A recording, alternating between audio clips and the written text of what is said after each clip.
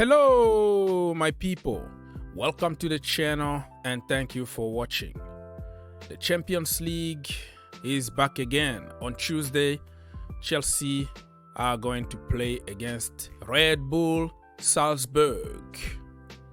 After that horrible performance at home against Manchester United, I'm still hurting. It still feels like it's a defeat, even though it was a draw, but the last minute, getting a sucker punch, it's always very difficult. But the good thing about it is games are coming thick and fast. After 3 days, or even less than 3 days, 2 days and a half, something like that, you have another game, so you have the chance to bounce back. So Chelsea Football Club, please do not let me down.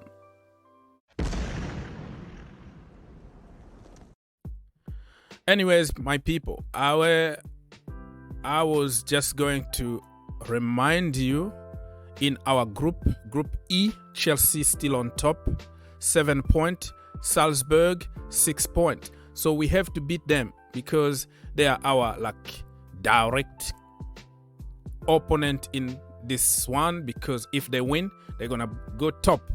So we're gonna have to get 3 points here in order to literally ensure that we are qualified. You know what I mean? So if we beat them, we're gonna have 10 points. I don't see anybody else getting there and knocking us out, you know, unless if there is something, a miracle or something, but I don't see anything here, my friend. We're gonna finish top, but we have to go game by game. Let's check on some news here. What is going on here for Chelsea Football Club? Okay, Mason Mount will miss the next game if he's booked. What? Mount, Chelsea? Okay. If booked, he's going to miss the next game against Salzburg. Okay, I don't get it, but Mason Mount need to be very careful not to get a yellow card. Otherwise, the last game of the group, it's gonna be against Dynamo at home. He won't play, but I don't know. I just don't understand what UEFA is reporting here, but it is what it is. Probably he will be suspended against Salzburg, or if he get a yellow card, and then accumulation of yellow card is gonna get him suspended for the last game of the group stage. So yeah, I don't want to really go to a lot of details here. Let me just go to my lineup and my prediction, right?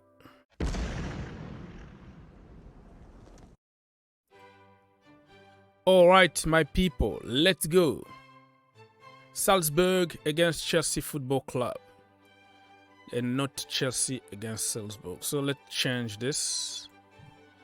I will go, and this is my lineup, my starting 11. You don't have to agree with me. I will go 4-2-3-1.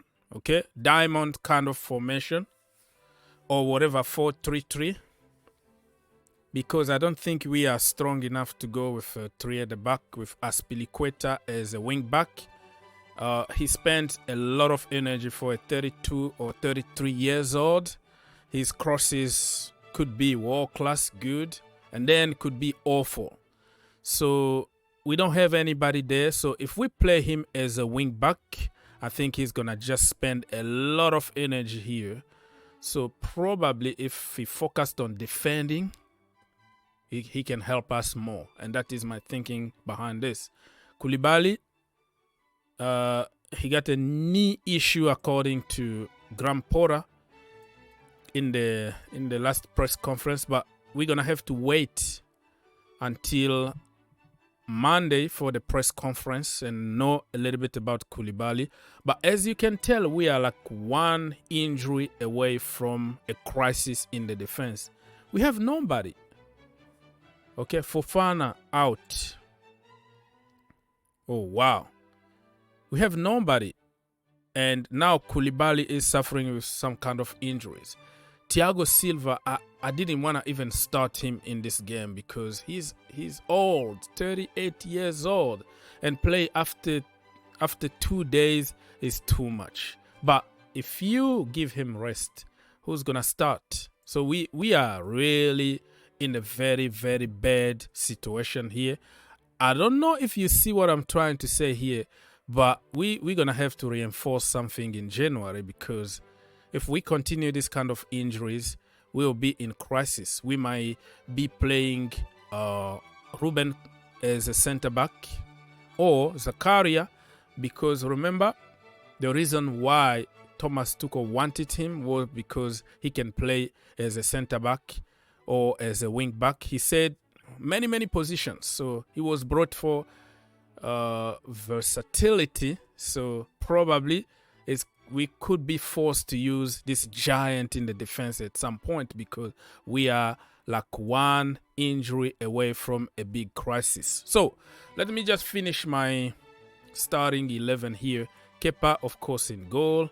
Aspi, Chaluba, just to make sure that we don't lose, because when he's there, we don't lose.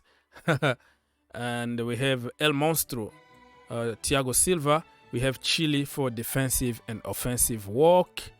In the midfield, I will go with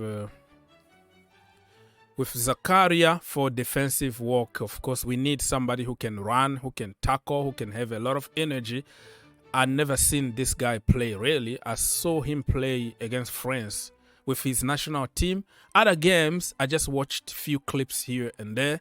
All I know is that he got a very bad injuries like a couple seasons ago, a very bad ACL injury. And that was the reason why even Gladbach sold him very cheap in January, this January. And he didn't last even 4 months at Juventus. And he was shipped on loan at Chelsea.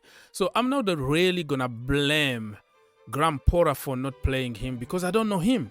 But until you try something, how do you know somebody?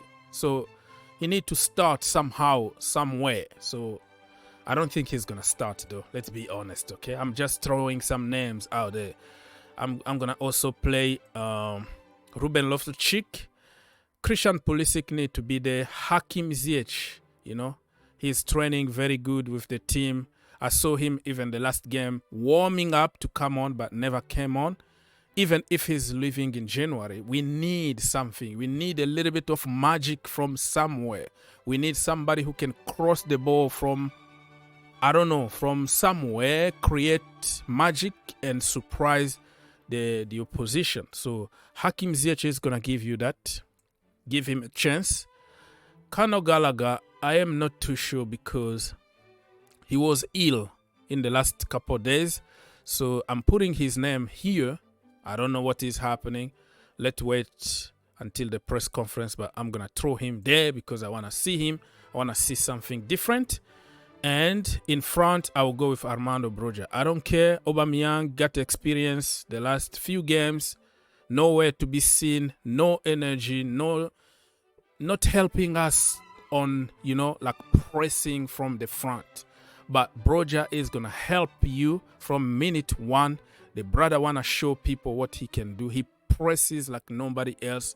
Very handful young man. Give him a chance and let's see what is going to happen. Pulisic, if Pulisic doesn't play, we riot.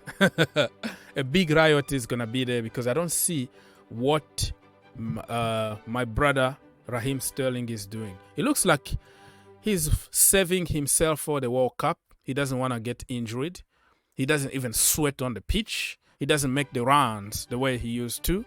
I don't know. Something is happening. Probably the World Cup, you know, seeing Reece James and other players falling apart and getting injured weeks before the World Cup. Some players might say, you know what, I'm not going to put those 50-50 challenges, no effort at all. I'm going to the World Cup. So we don't know. Give him some rest, Mr. Raheem Sterling. All right. Score prediction. If Christian Pulisic start, of course, we are going to win this one, okay? Clean sheet, 2-0 to Chelsea Football Club. Christian Pulisic to score, Armando Broja to score. But listen, I am probably wasting my time here. The next thing you know, Jorginho Frello. That guy probably got a contract that says he need to play every single game when he's fit. Because I don't get it. Jorginho is going to be there.